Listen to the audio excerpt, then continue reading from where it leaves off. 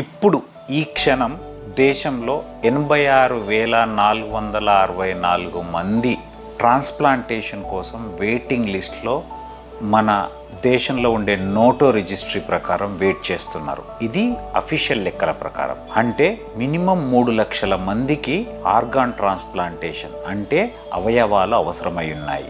ఎంత pathetic situation అంటే మన ఇంత 130 కోట్ల మంది జనాభా ఉన్న దేశంలో ఇప్పటి వరకు 150,000 మాత్రమే అఫీషియల్గా ఆర్గాన్ డొనేషన్ కోసం రిజిస్ట్రేషన్ చేసుకొని ఉన్నారు.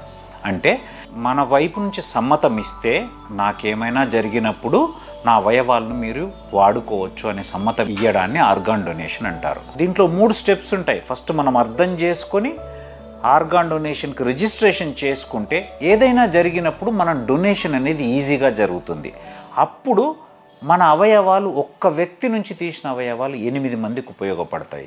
అంటే 8 ప్రాణాలు నిలబెట్టగలుగుతున్నాము. సో ఈ సంవత్సరం ఆగస్టు 13వ తారీఖు రోజు వరల్డ్ ఆర్గాన్ డొనేషన్ డే ఉంది. ఈ సంవత్సరము మెయిన్గా ప్రొఫెషనల్స్లో అంటే ఈ organ donation and liver transplantation ఈకోసిస్టంలో పనిచేస్తున్న డాక్టర్లు కావచ్చు, టెక్నికల్ స్టాఫ్ కావచ్చు, వాళ్ళ కోసము ఒక మోటో తయారు చేయడం జరిగింది. అది ఆన్సరింగ్ ద కాల్.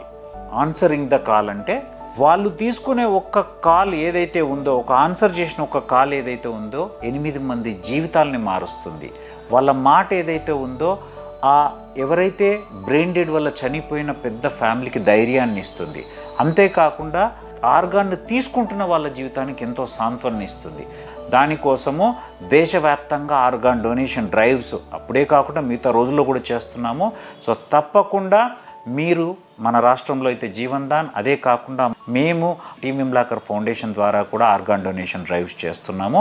సో తప్పకుండా ప్రజలు దీని ఇంపార్టెన్స్ అర్థం చేసుకుని ఆర్గాన్ డొనేషన్ డ్రైవ్లో పాల్గొని ఖచ్చితంగా ఎవరికైనా అవసరమైన వారికి ఆర్గాన్స్ చేరేటట్టు చేస్తారని ఆశిస్తున్నాను.